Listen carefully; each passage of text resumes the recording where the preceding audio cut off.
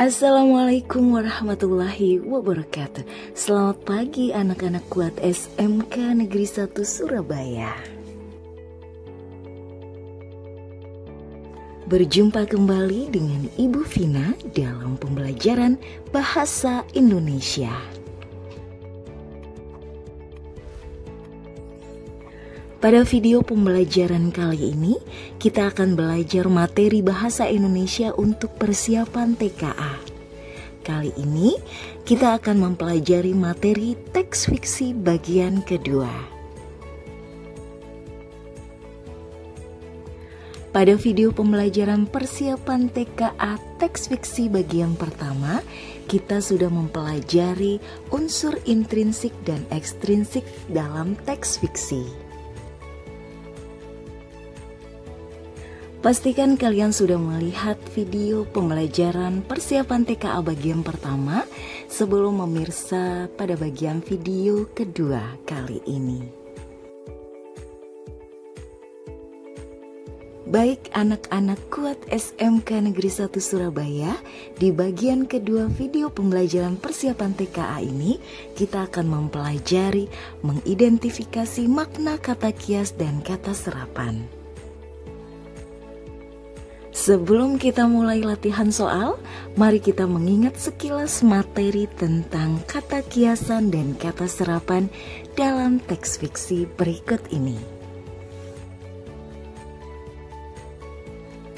Makna kiasan adalah makna yang tidak merujuk pada arti sebenarnya dari sebuah kata atau frasa. Makna kiasan digunakan untuk menyampaikan maksud secara tidak langsung. Dalam konteks karya sastra, penggunaan makna kiasan bertujuan menambah keindahan bahasa atau menekankan kandungan sebuah pesan. Contoh penggunaan kiasan yaitu frasa buah hati. Frasa buah hati tidak mengandung arti sebagai buah yang sesungguhnya, namun frasa buah hati mengandung makna sebagai anak yang disayangi. Dengan memahami makna kiasan, kalian dapat mengerti makna tersirat dalam teks. Pemahaman ini akan membantu kalian memberikan pemaknaan terhadap teks atau bacaan dalam karya fiksi.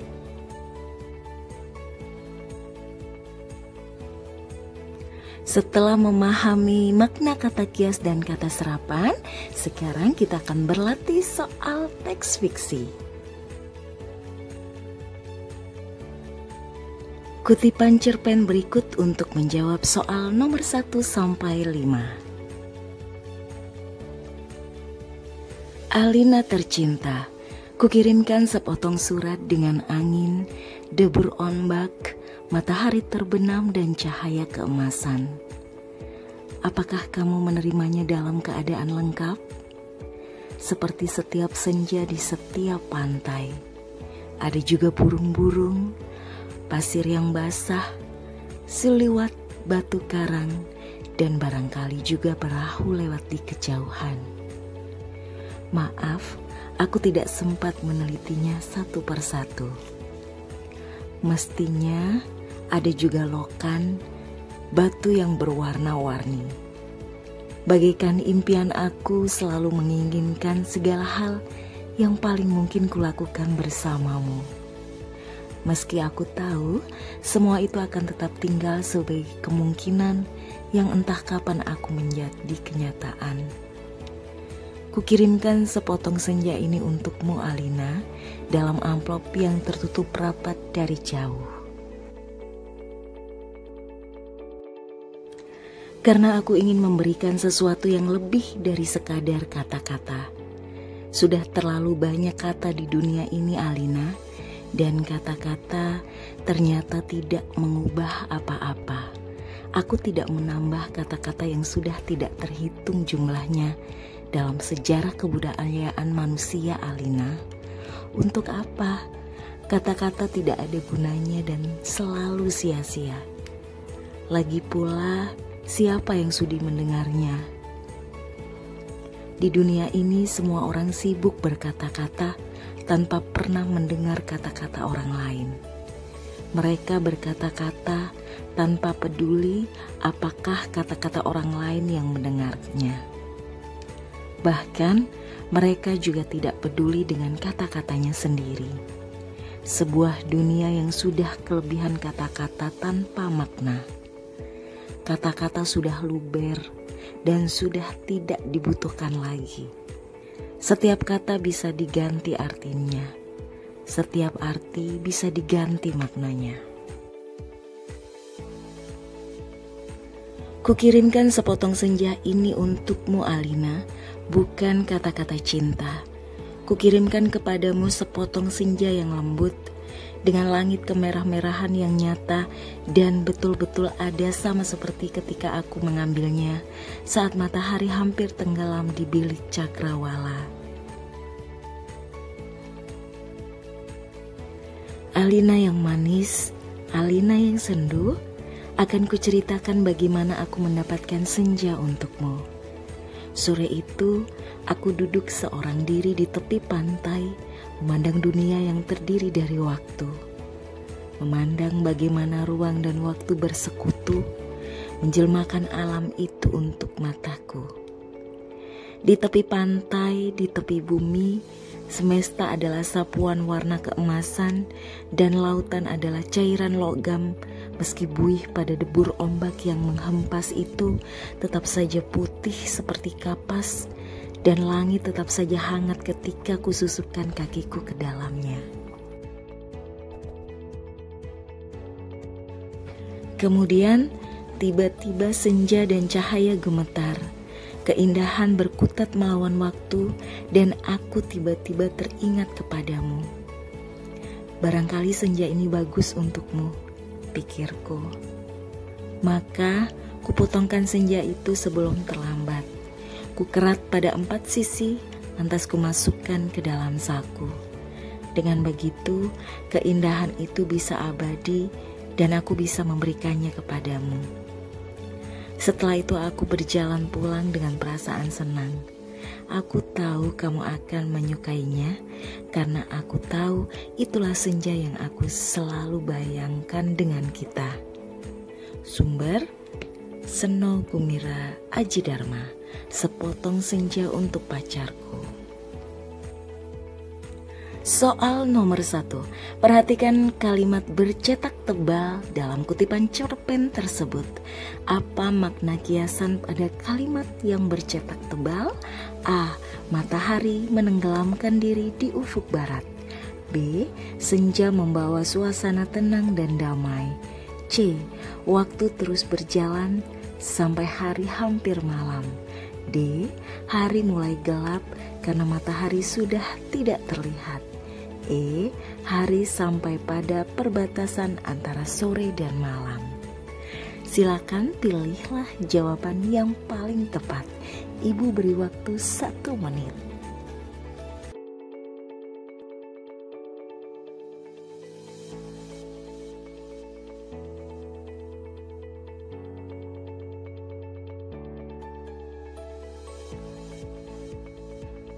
Jawaban untuk soal nomor 1 adalah C. Kalimat kata matahari hampir tenggelam ke bilik cakrawala adalah bentuk gaya bahasa kiasan atau metafora yang tidak dimaksudkan secara harfiah atau bukan makna sebenarnya. Semua pilihan jawaban memang memiliki kaitan logis dengan fenomena senja, tetapi hanya pilihan C yang paling tepat yang mencerminkan makna kiasan yang ingin dibangun penulis, yaitu suasana tenang dan damai yang hadir menjelang malam.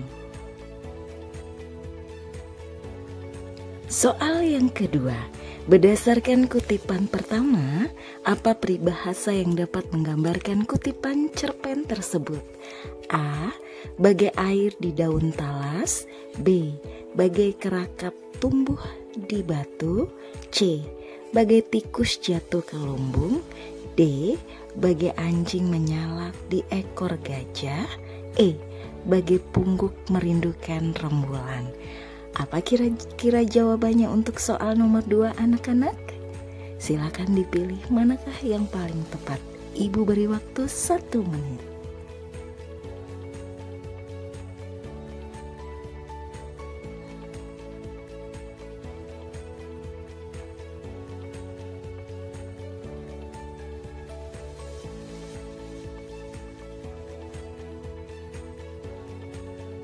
Jawabannya adalah E. Kutipan pertama menyoroti tindakan tokoh aku sebagai seorang yang sukar menggapai impiannya. Hal ini disimpulkan dari kalimat, bagaikan impian, aku selalu menginginkan segala hal yang paling mungkin kulakukan bersamamu. Meski aku tahu semua itu akan tetap tinggal sebagai kemungkinan yang entah kapan akan menjadi kenyataan. Nah, kalimat tersebut mencerminkan kesukaran atau kemustahilan dalam menggapai sesuatu. Kalimat tersebut sama seperti peribahasa, bagaikan pungguk merindukan rembulan. Soal nomor 11. Berdasarkan isi teks, manakah makna ungkapan yang sesuai dengan konteks pada kutipan kedua? Jawaban benar lebih dari satu. A. Retorika kosong bermakna perkataan yang tidak menarik. B. Kata kosong, ucapan yang tidak memiliki substansi atau nilai. C. Kosong melompong bermakna hampa atau tidak berisi apa-apa. D. Bunyi kosong, suara yang tidak mengandung makna yang berarti. E. Omong kosong, bermakna pembicaraan tanpa mengandung manfaat. Silakan tentukan jawabannya, Ibu beri waktu 1 menit.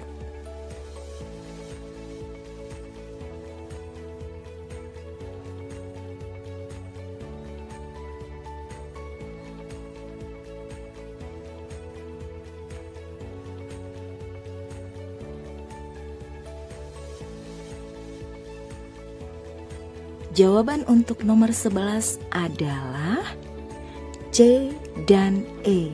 Mari kita bahas satu persatu.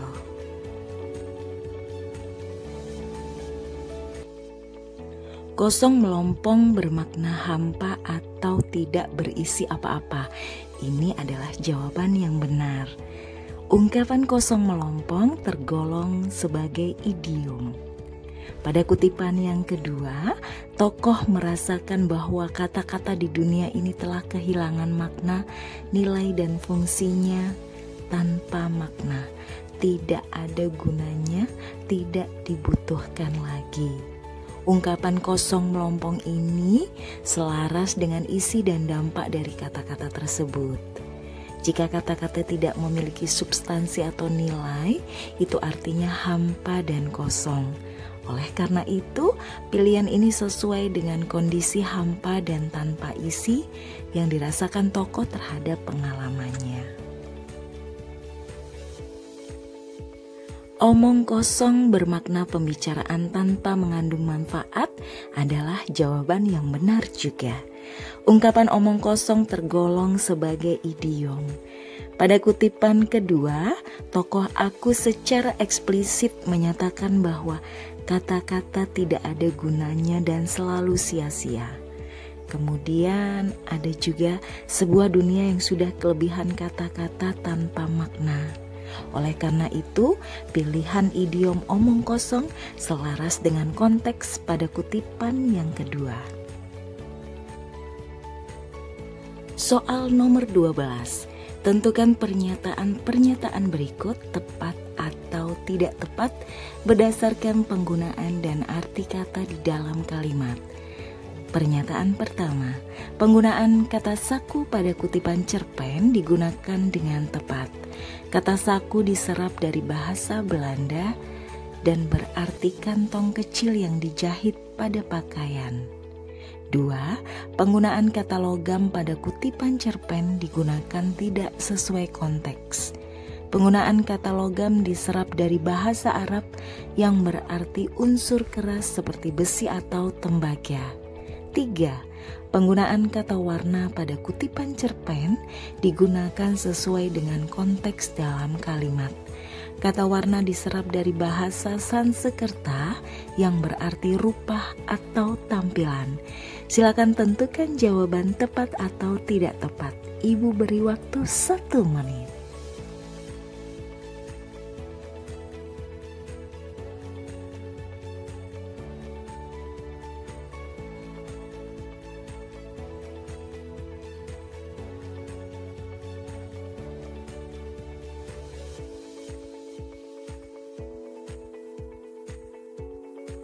Jawaban untuk soal nomor 12 adalah yang pertama tepat, yang kedua tidak tepat, dan yang ketiga tepat. Mari kita bahas satu persatu. Pernyataan 1 tepat.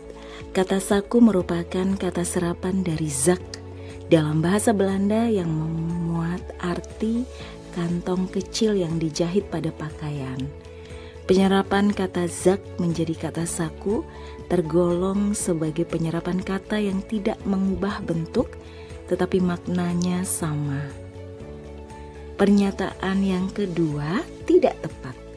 Kata logam memang kata serapan yang berakar pada bahasa Sanskerta, bukan berasal dari bahasa Arab.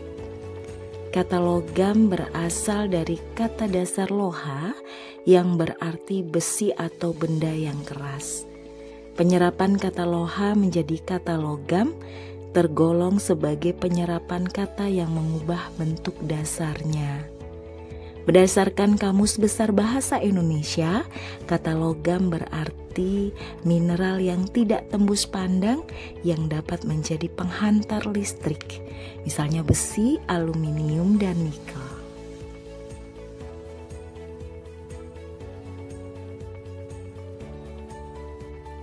Pernyataan yang ketiga tepat. Kata warna merupakan kata serapan dari bahasa Sanskerta yang berarti rupa atau tampilan. Pernyataan 3 memiliki penjelasan yang sesuai terkait penyerapan kata warna. Berdasarkan Kamus Besar Bahasa Indonesia, kata warna mengandung arti kesan yang diperoleh mata dari cahaya yang dipantulkan oleh benda-benda di sekitarnya. Soal nomor 13. Apa saja kandungan majas yang terkandung dalam kutipan 2? Jawaban benar lebih dari 1. A. Alegori. B. Asimilasi. C. Repetisi. D. Personifikasi. E. Hiperbola. Tentukan jawabannya, Ibu beri waktu 1 menit.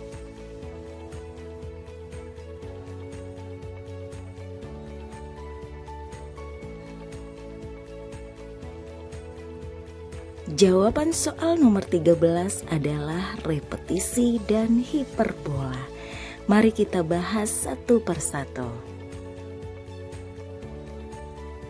Pilihan majas repetisi adalah benar. Majas repetisi pada kutipan cerpen tersebut terkandung dalam pengulangan pada kata, frasa, kata-kata di seluruh paragraf. Contohnya sekadar kata-kata, terlalu banyak kata, kata-kata, ternyata, tidak mengubah apa-apa, tidak menambah kata-kata, kata-kata tidak ada gunanya. Pengulangan pada frasa kata-kata yang intensif berfungsi untuk memberikan penekanan yang kuat pada subjek utama yang menjadi fokus dan kekecewaan tokoh.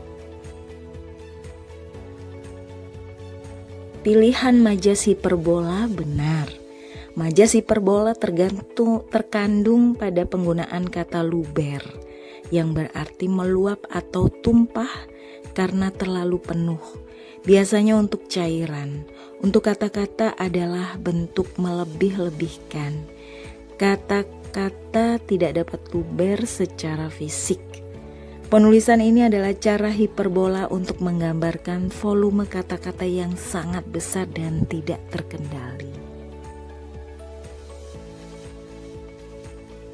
Demikianlah pembahasan soal latihan TKA teks fiksi. Semoga dapat dipahami dan bermanfaat untuk kita semua. Tetap semangat anak-anak kuat. Sampai jumpa di pembahasan soal TKA berikutnya. Salam dari SMK Negeri 1 Surabaya. Kuat. Wassalamualaikum warahmatullahi wabarakatuh. Sampai jumpa.